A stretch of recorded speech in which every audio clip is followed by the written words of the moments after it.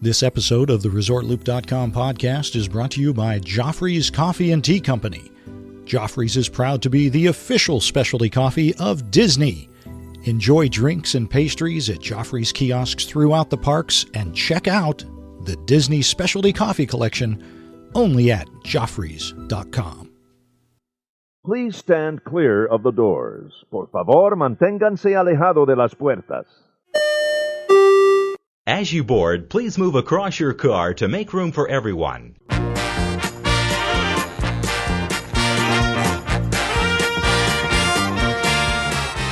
Hey everybody, thanks for joining us. I'm Tim Scott. I'm Bob Collar. And this is the exciting part 2 episode of our 300th show. Bob? Very excited about this. We're going to continue with hearing from the Sherman cousins, Jeff and Gregg Sherman, of course, sons of Robert and Richard Sherman, Disney legends. Producers of The Boys, the documentary that we both just love. But we, inadvertently, our experiences and the way we lived fueled a lot of their ideas for songs, because a lot of times they were working in family entertainment. So there'd be a child, a boy, something like that, and they would channel Jeff or me, or if it was a girl, one of our sisters, to just get a perspective. So we inadvertently helped, but not quite as famously as that. And you think about it now, spoonful of sugar helps the medicine go down is a catchphrase, is a... it's a Jeopardy question. I've been a Jeopardy question twice. It's not twice. A stitch in time saves 9 or something like that, but they actually did, and now it's part of the lexicon. But the interesting thing we found, really, you asked about the emotional content of this.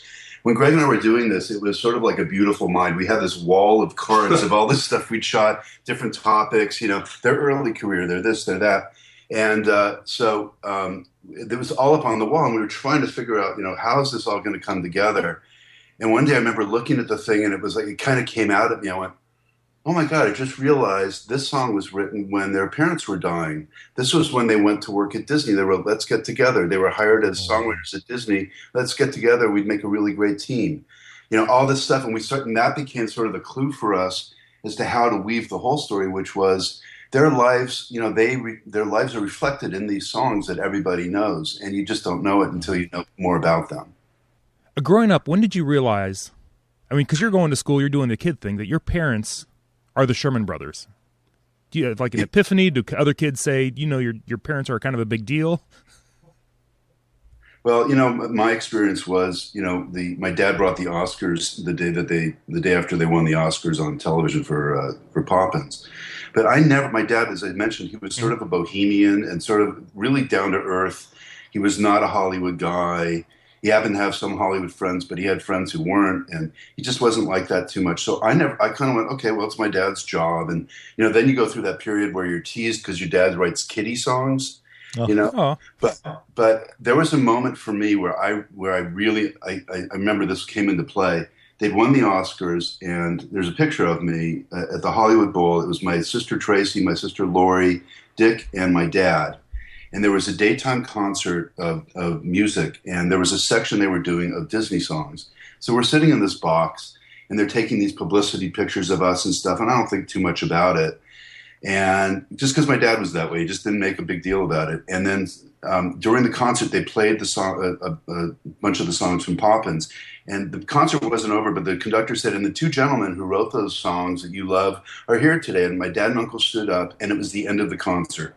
They had more to play. Nobody cared. They flooded around us, and we were sworn. I have a picture just before that the LA Times took, and that was the moment just before I realized who my dad was, because suddenly I realized, oh, he's like the Beatles. Wow, this is amazing. People were asking for my autograph. That was. I had a slightly different epiphany. Mine was more, I had the same thing where I was teased, my kid, because I was a little boy, and they just wrote kiddie songs and kiddie music. And I kind of felt badly about that because I would get teased for it.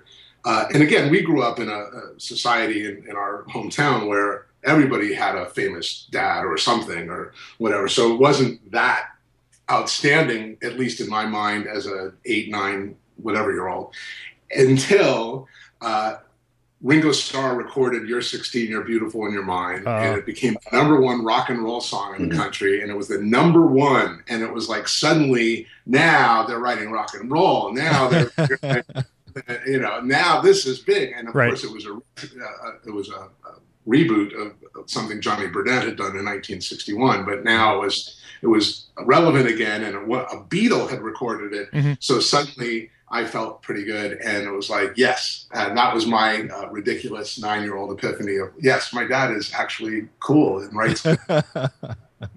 That is awesome. Did you guys did you ever get to meet Walt Disney?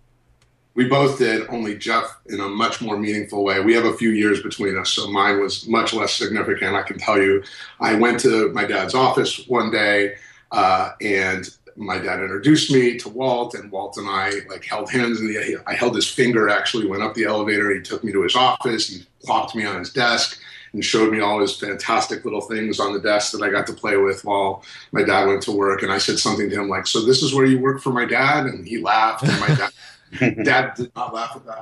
And I was all of about 2 or 3 years old in a sailor suit, and Jeff used to tease me when we were making movies, like, "You should really tell that story." And then we just cut to you now, but just bursting out of a 3-year-old sailor suit would be a good thing. But that was really the significant part of that. And because Walt died shortly thereafter, and my dad used to every month, every week, remind me, "Remember you met that man. Remember that day. Remember you did this." And to this day, I have fuzzy little memories of spending that time with him and how lovely he was to me. And it is still a memory in my life because my dad kept it alive at such an early age for me. My experience was my dad would always tell us the stories of Mary Poppins. He read the first book to me and my sister Lori, and he told me about all these amazing things that were going on at the studio and the magic and and I'd gone to the studio a bunch with him because mostly, if the secret were known, I loved the tuna sandwiches at the studio. And but he, one day he took me out of school and he said, "I want to take you over to the studio." So we went over. It was a weekday, and he took me around to the various stages. Now, every stage at Disney Studios was devoted to Poppins. So on stage 2, where I eventually went and shot the series Boy Meets World, I was one of the producers on that show, writers. But stage 2, the big stage, was Cherry Tree Lane, and different ones had different things there. The Rooftops of London and the merry-go-round against a green screen. And so I was, taken around, but it didn't really seem magical to me because when you're a kid and you've been told all this stuff by this man who was so eloquent at explaining, all the magic, it was a little disappointing, to be honest. So we walked into the commissary, and I'm looking forward to my tuna sandwich. And Walt Disney walked in with 2 guys who looked like bankers. They were kind of businessmen. And I'd met him a few times, sort of in passing and stuff, but he always remembered everybody's name. And he said, "Jeff, I understand you were at the studio today, you're looking around at our sound stages for Mary Poppins. What do you think of it all?" And I'm holding my dad's hand, and I said, "Well, I guess they're okay." And my dad's hand went limp, and when you said something wrong, but you don't know what, and I'm scared now. Disney got this sort of look on his face, and he knelt down next to me, and he said, "What do you mean?" I said, "Well, I don't know." And he said, "You come with me." And I thought I was in trouble. The guy who owned Disneyland was now scolding me. And I thought I was going to get kicked out of the studio. But he walked me back over to the soundstage nearby, which housed the Rooftops of London. And there were guys hammering and all this stuff. He turned on the work lights. And he said, "Look, what do you mean? What's going on?" I said, "Well, I just don't think anybody's going to believe it." And he said, "Jeff," he said, "I've had the greatest artist in the world recreate exactly what the Rooftops of London look like. This is exactly what it's going to look like." I said, "Well, but it's not off the ground, and it's like just sitting here on the ground, and over." And he said, "Oh," and he made his hands into when you do like a movie camera frame, right, yeah. And he put it down in front of me, and he said, "This is what the camera's going to see. They're not going to know that this is on the ground, and we're not in England.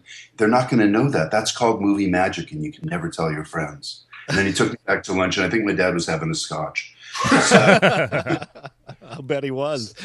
That really opened my eyes to the whole thing. I started using my dad's Super 8 camera and making movies of my own, and so that's what I do now. That was there were 2 people in my life that beyond my dad and some of his friends, but there was Walt Disney and George Lucas were the two people that got me into film. Really, right? They don't know it. Well, we got to get you introduced to George Lucas. Now he's sort of in the Disney Yes, please. realm. We actually premiered in the George Lucas Theater our film, our documentary. It was in the George Lucas Theater, which is in the Presidio in San Francisco. And so there was a giant Darth Vader thing there. It was one of the most thrilling experiences of our lives. Well, it was cool for me because just to shortcut a little bit, but when I was an English major at Berkeley, and I couldn't figure out what I wanted to do with my major. I didn't know what I was going to do. I kind of wanted to be a songwriter, just didn't know. And so my roommate my sophomore year came and ran into the house. He goes, "Come on, I got you a ticket." I said, "For what?" He goes, "There's this movie. You're going to come with me right now. It starts, this huge orchestra plays and a rocket ship flies over your head." And we ran out and we went and saw Star. He saw it twice that night. I saw it again at a midnight show. And I went, "I'm going to go into film. This is amazing." So when we were told that the movie was premiering at George Lucas's theater, and then our after party was at the still unopened Disney Family Museum up there. Diane Disney had arranged for a room to be finished so that we could have our party in there because it meant so much to her too. How cool. And I went, this is the weirdest turnaround of things that George Lucas and Walt Disney would somehow be involved in this. It was pretty cool. Absolutely. Wow. Yeah, that is very cool. Stars are aligning. That's awesome.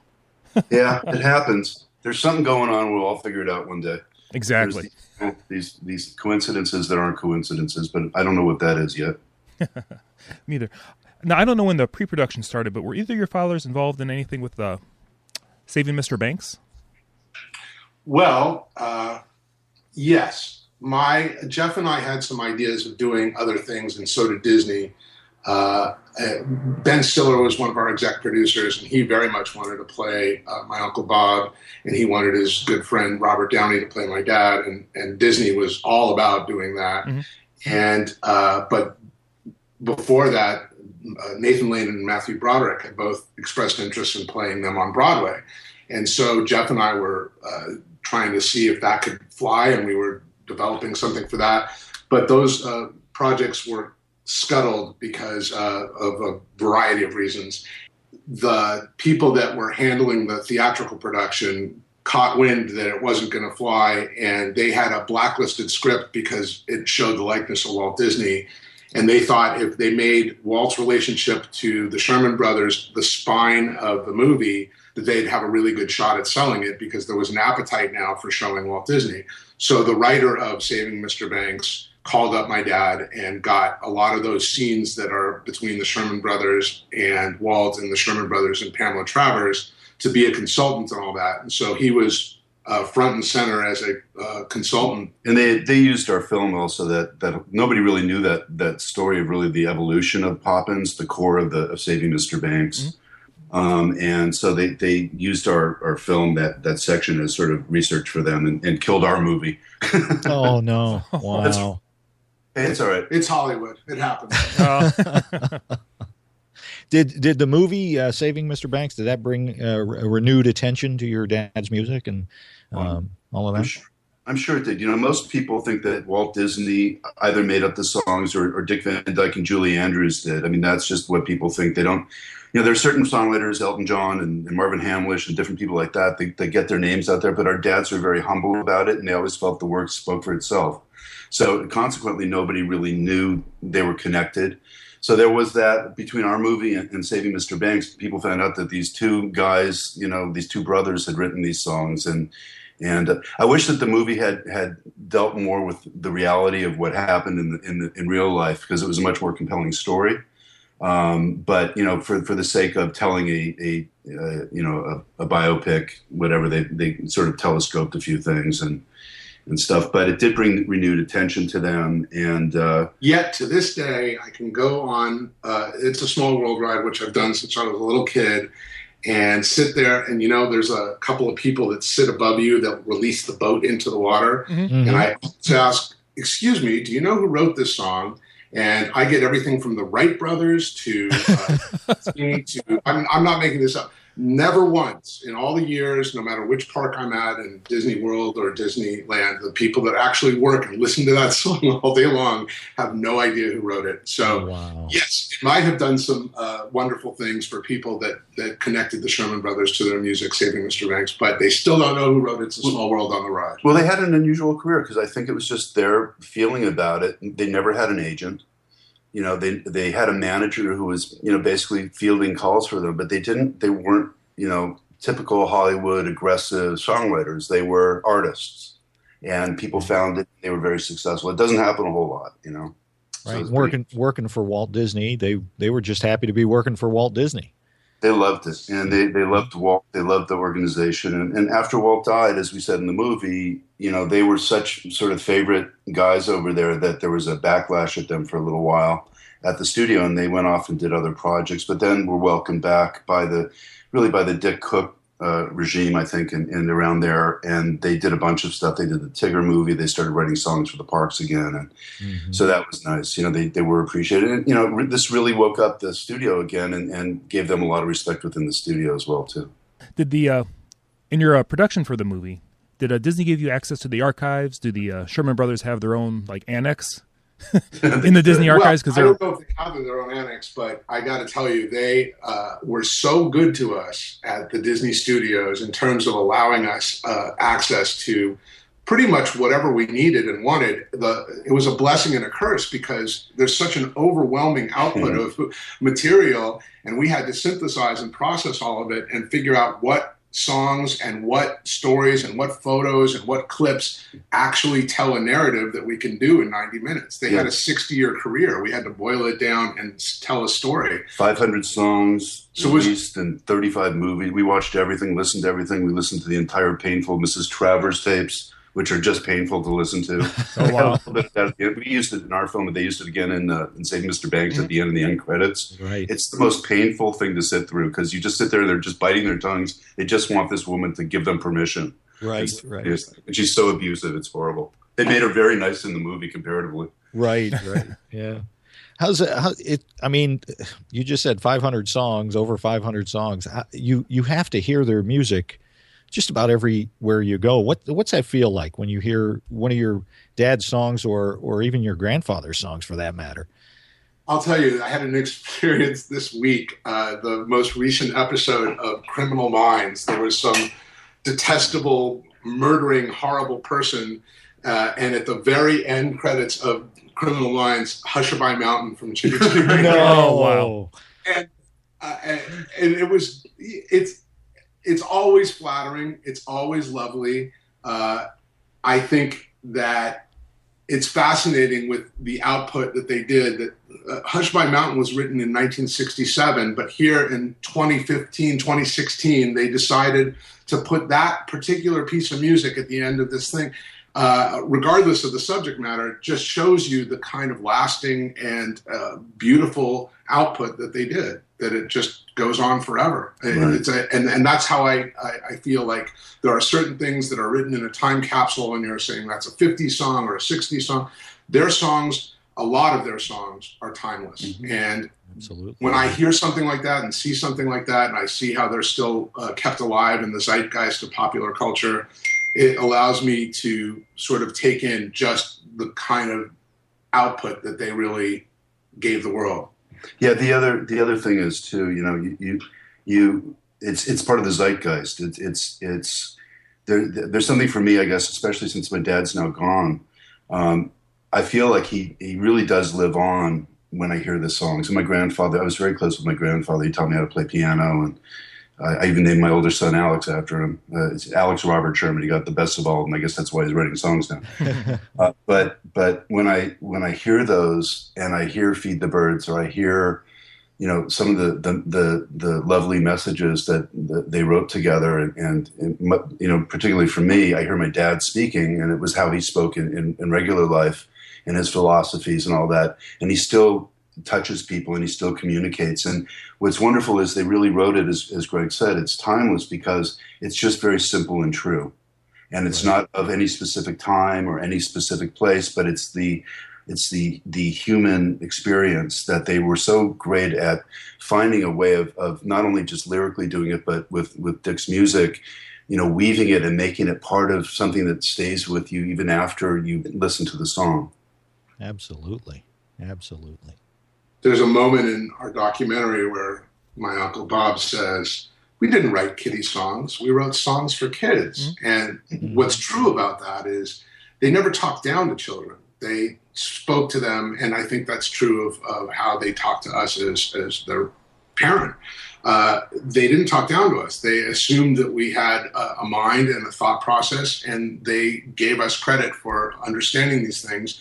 And that's why the songs can take on a different meaning as you get older and as you evolve. In a movie like Mary Poppins, for instance, when you see it as a teenager versus as a little kid versus as an adult with your own children, it consistently takes on a different meaning because those songs had dimension to them. Oh, absolutely, yeah. Guys, we touched on a little bit ago that when you go to the parks, you catch your dad's music there, which just has to be incredible. It is. When your father's got their windows on Main Street, was that a exciting time? Did you go to that? I thought they did such a beautiful job. Yeah, we were both there, and it was a really neat, wonderful show and experience. They put a lot of time and effort into making that experience wonderful, not just for, I guess they filmed it, and I guess you can find it online somewhere. But they really put a lot of time and effort into really giving them their due. And what was fascinating about that is that they're the only songwriters on Main Street on a window. Those windows are really for people that they said built the park. And quite honestly, they felt they would take exception to the literal version of that because they felt as though our dads did help build that park and gave them a window. They also were the only ever, to this day, contracted songwriters to ever work for the Walt Disney Company. So yeah, their experience is really interesting. The reason Disney, I think, probably part of the reason he really liked them was they came out of the Vine Street era, which was when the music business had moved to Hollywood. And what songwriters would do at the time, they were song pluggers. And you'd hear on the street that, somebody needed a novelty song, something funny, or somebody needed a love song about some, and they would go and they'd write these things. They could write anything. And then when, as we showed in the documentary, they started writing songs for Annette Funicello through a series of things. But Annette would have different kind of themes to her album, like Hawaiianette, Italianette. They could write. My dad. It was funny listening to the way he would write the lyrics and try to make them sound like they were really Italian or really Hawaiian or whatever. Because he didn't. My dad's way of speaking when we went to Europe to people was if you spoke loudly and slowly, they would understand you. So sometimes they were a little funny to listen to in retrospect. But they could really write anything. So Disney had all these things going on at the same time. He had Disneyland coming up. So he needed a song for the Tiki Room. They could write that. They could write, they could write any kind of a song you needed. And that's why I think they were just great utility guys. And they really got into the story of songs. They didn't just write a song. They would get into the whole concept. Their way of writing was they came up with the idea, the sort of the twist for the song. And then they would start writing the music and the lyrics. So that always came first. And what's also fascinating for them, and neither one of them had any moment where they didn't fully appreciate the opportunity that they had. This was Walt Disney before we think of Walt Disney Company as this behemoth conglomerate. In 1960, when they went to work there, he had just opened Disneyland. He had his weekly TV show, and he had ideas to do bigger movies. Walt always wanted to be part of like the Warner Brothers Paramount club. He wanted to be one of the big players, the MGM club. And it wasn't really until Mary Poppins that he became a major player in the movie thing. Otherwise, he was just a guy that was off in the Tules of Burbank writing cartoon movies and nature films. He was not considered a filmmaker until Mary Poppins. And that's really what turned his world around. So there our dads were front and center when opportunity was boundless in terms of all the different aspects they could do. And the story songs, even as simple as the Tiki Room, it was Walt's foray into audio animatronic technology. And they went in, there was these things clacking and birds and flowers, and they said, what is this? And Walt says, you're going to write a song about it. and explain what's going on here. And I need it yesterday. And so they basically were given the opportunity of a lifetime, of many lifetimes, because I don't know that there'll be another entrepreneur quite like Walt Disney that had so many different avenues at that particular moment, and they were the right guys at the right time to be able to do all that. They could express what he would tell them. You know, Right. He would give them hints, and he really collaborated with them quite a bit. They were right down the hall from him at Disney Studios. Not by accident. He had them situated, a stone's throw from his own office. Right. Well, I think back and think, okay, if your fathers hadn't have done what they had done for the Disney company, where would the Disney company be now? And I just don't see anybody being able to fill the shoes that your fathers did in the music that they provided for all of us that are huge Disney fans. So. We only got a couple more questions. We could talk to you guys for hours. I know you guys are busy, and we appreciate you sticking around for us. But getting back to the documentary, what is it you want people to get out of the documentary when they watch it? Well, we thought about this a lot, the themes and the whatever, and it's what we talked about was it's not unusual for brothers to fight, and we didn't want to really stress that the animosity. It really isn't about that. It's not unusual for siblings to fight, or for siblings in business especially to fight, or to have disagreements and conflict. But the magic of the Sherman Brothers and what kept them there was this desire to make the world a better place, to take what they'd seen in life and turn it around and have people find the beautiful side of life. And so the miracle of the Sherman Brothers is not, that they fought, but that they were able to do this and create these things over and over and over and over again, and things that last forever within that kind of context. And they lasted as writing partners for over 50 years. And the magic of that they were both driven to do that, and together, they really didn't write with other people too much, that's the magic of the Sherman Brothers. And when you come away from the movie, what we were hoping is that people would take another listen to these songs that they know by heart. But really, when you listen to the lyrics and when you look at something like Feed the Birds and you learn about charity, or you learn the songs, what they're speaking to you about is family and love and understanding, forgiveness. You can almost tag one of those or more to almost every song they did. So when you listen to the Sherman Brothers songs, a lot of people think they're little silly kid songs, but if you really listen to them, you listen to It's a Small World. It's about world peace and understanding each other and getting beyond the differences.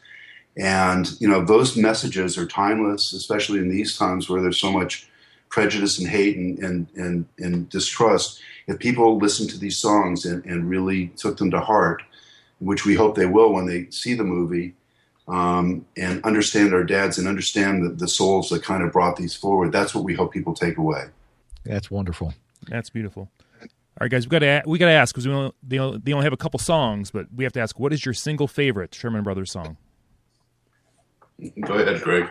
Well, we both have a couple similar, and we've been asked this question once or twice. I'm sure. There are a few that resonate with me personally, and I think there are so many that really, at any given time, can be my favorite of that particular time. Mm-hmm. But there's a song from Tom Sawyer that Jeff and I both were told separately by our dads that I wrote that for you. Both our dads told us that. It's a song called River Song from Tom Sawyer. It's the title song. Yeah. And I was in high school, going to Beverly Hills High School, which was right next to 20th Century Fox Studios, where my dad was doing all the recording, and my dad and uncle were doing all the recording with John Williams at the big sound stage there. And I would go, and I became friends with the producer, Arthur Jacobs, and he said, anytime you want to come over, he knew I was interested in film. He said, just come on over, you can see dailies, you can come to whatever you want. So I was able to, I would ride my bike around to the 20th Century Fox gate, and I would actually, the guard would wave me in on my bicycle, and I'd come in, and I went into the studio. And one day my dad said, come at lunchtime, I want you to come and hear something. So I went down.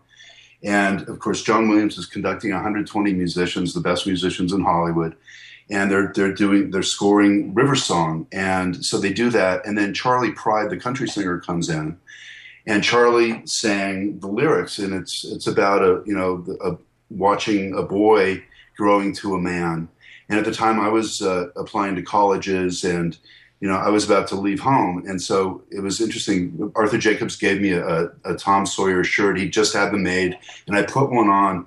And Charlie Pride finishes singing the song, and my dad turns to me with a tear in his eye, and he says, "I wrote that for you." Oh. So that's always been a special song, and I know that Dick wrote it for Gregg too. It's a father speaking, looking at a kid who you want him to. I've gone through it with my own children, as Gregg has. You want to keep them forever, but you know that they have to move on. So. Oh, absolutely. Yeah, Tim and I both have sons, and we know that feeling as well. So. Now if they just get out of here. Well, stop costing us money. That's the bottom line right there, right? Especially when they're in college. Whether you're in college, okay. Yeah. Well, we're going to let you guys go. Jeff and Gregg Sherman, the wonderful documentary, The Boys, the Sherman Brothers Story. Everybody out there in Looper Nation has got to get this movie. It is just brilliantly done, and we truly, truly appreciate the time that you've given us today, and more importantly, the history that you've given us in this documentary that will live on forever. Thank you so much, guys. Thank you. Thank you. Well, there it is, Tim. That is all I've got for the Sherman cousins. What an incredible, incredible interview that we had with them. Oh, just totally fabulous. We can't thank Jeff and Gregg enough for taking the time to come on the show. It was wonderful. We had to break that up into 2 shows just because of the just awesome information that they gave us. You have to let that content soak in too. I mean, that's some heavy duty, awesome stuff there. We could have talked to them for hours and hours and hours and hours. The deluge. Anyway, Tim, where else can they listen? I'm flabbergasted I know. By what we just did. I'm starstruck. So am I. Oh my goodness gracious. Go ahead, do your thing, Tim. Hey, if you want to follow me, you can follow me on Twitter, ResortLoop Tim, on Facebook at Tim, ResortLoop Scott, and I always have that website, ResortLoop.com. I'm Resort Loop Bob on the Twitter and Instagram. Don't forget to like us on Facebook, rate us on iTunes, and what else should people do, Tim? I think people should go ahead and share us on Facebook and Twitter. Get the word out. Spread the ResortLoop.com love.